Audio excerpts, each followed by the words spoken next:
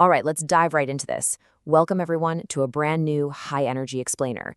Today, we're going way, way back in time to explore literally one of the most wild roller coaster stories ever told. Seriously, we're dropping right into a spectacular Egyptian palace. We're looking at the absolutely incredible story of Joseph in Egypt from Genesis chapter 39. And hey, this isn't just some dusty old history lesson, okay? This is a huge adventure filled with massive successes, terrible unfairness, daring escapes, and the ultimate proof that you are never, ever alone. So buckle up because this story moves fast. But right before we meet Joseph, I really want you to think about this question. Have you ever been blamed for something you didn't do? Like, imagine you're doing your chores, you're following all the rules, being super helpful, and suddenly, bam, you get in huge trouble for doing the exact right thing. I mean, how unfair would that feel? Pretty terrible, right? Well, that exact feeling of totally unfair blame is going to be a massive part of our explainer today. So keep that in the back of your mind as we see what happens to our hero. So let's kick things off with part 1, Joseph succeeds in Egypt. Things actually started looking really bright for Joseph. He was a young man who had been taken far, far away from his home and his family. He was brought down to Egypt and became a servant. Now, I know that sounds like a super sad start, but he was actually bought by a really important man named Potiphar. And Potiphar wasn't just anybody. He was an officer of Pharaoh and the captain of the guard. So right off the bat, Joseph is working in this very powerful, very wealthy Egyptian household. Now, what's really amazing here is the incredible cause and effect of Joseph's life. Step 1, and this is the absolute most important part. God was with Joseph. Even though he was far from home, God never left his side. Step 2, Joseph worked incredibly hard. Because God was with him, Joseph just prospered in everything he did. He pleased Potiphar so much that Potiphar made him the top manager of his entire house. And then step 3, Potiphar's whole house was blessed. From the house to the fields, everything grew and succeeded completely because of Joseph. Potiphar trusted him with absolutely everything he owned. Joseph was at the very top of his game. But, just when things couldn't possibly get any better, trouble starts brewing. Welcome to part 2, the big, unfair test. You see, the text tells us that Joseph was well-built and very handsome. And as time went by, Potiphar's wife started noticing him. The problem? She didn't respect Joseph's boundaries at all, and she definitely didn't respect God's rules. She demanded that Joseph break the rules and sleep with her. And she just kept pressing him day after day after day. Just imagine that pressure for a second. He's a servant, she's the boss's wife, and she's demanding he do something completely wrong.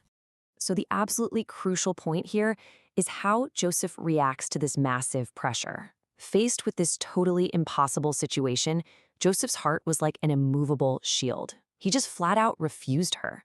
He told her, "Look, my master has trusted me with absolutely everything in this house except for you, because you are his wife." And then he asks this incredibly powerful question. How then could I do such a wicked thing and sin against God? Joseph wasn't just worried about his boss finding out, He respected Potiphar's trust and, way more importantly, he loved God way too much to sin. He stood so, so strong. Which brings us to the absolutely most thrilling moment in our explainer. Part 3, the escape and the lie. One day, Joseph went into the house to do his work, and it turned out none of the other men were inside. Potiphar's wife saw her chance. She actually grabbed him by his robe and again demanded he sleep with her. I mean, what would you do? Well, Joseph didn't even hesitate. He knew he had to get out of there to keep his integrity. So he makes a daring escape. He literally slipped right out of his robe, leaving it right there in her hands, and sprinted outside to safety. He chose to lose his coat rather than lose his character. And this perfectly illustrates the terrible injustice that happens next.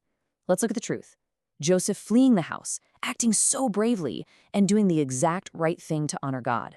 But then, there is the lie. When Potiphar's wife saw that he had escaped and left his robe, she was furious and embarrassed.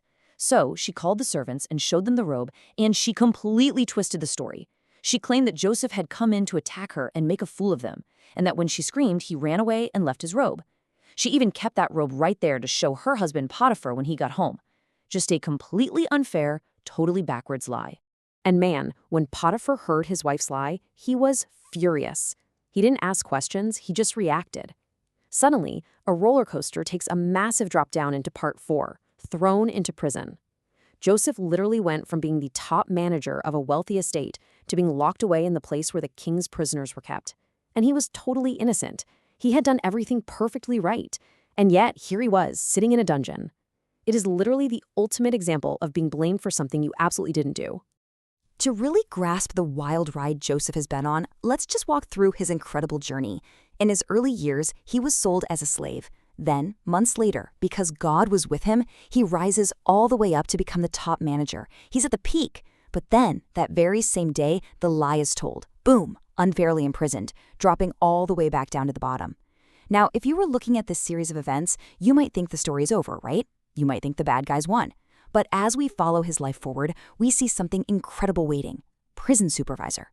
Wait, how on earth does a prisoner become the supervisor? Well, this brings us to the massive twist in our story.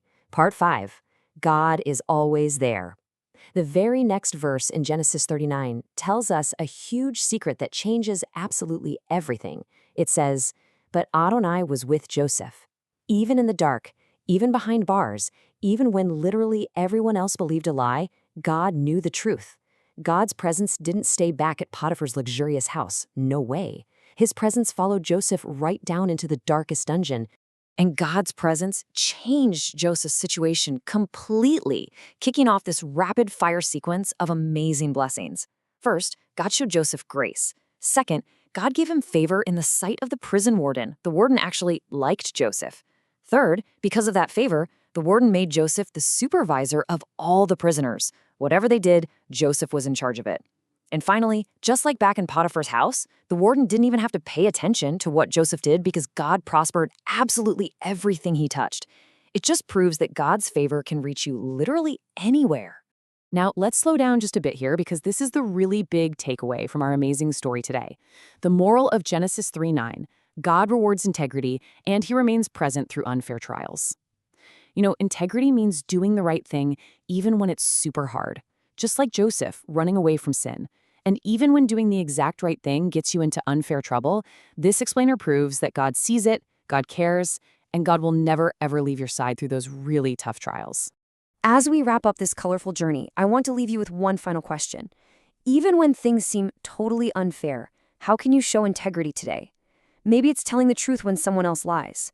Or maybe it's being kind when someone is mean to you. Whatever it is, remember Joseph, remember his immovable heart, and always remember that God is with you no matter what.